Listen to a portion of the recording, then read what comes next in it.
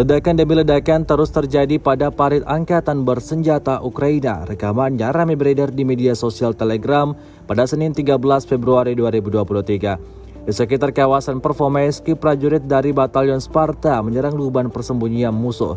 Batalion Sparta adalah pasukan angkatan darat Rusia. Sebelumnya, mereka adalah unit militer separatis Rusia dari Republik Rakyat Donetsk atau DPR yang memisahkan diri di Ukraina Timur sampai mereka diintegrasikan ke dalam angkatan bersenjata Rusia pada tahun 2022. Menggunakan kamera udara, prajurit Sparta berhasil mengidentifikasi posisi pasukan Zelensky yang sedang beroperasi di dalam parit.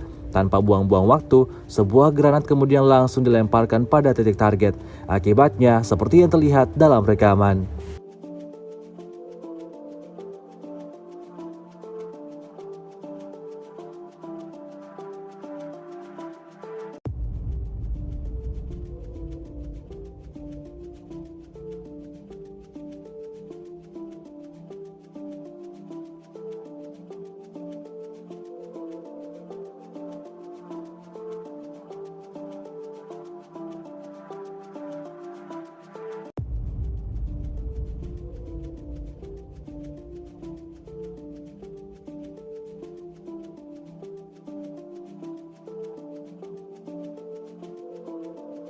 Terima kasih sudah nonton.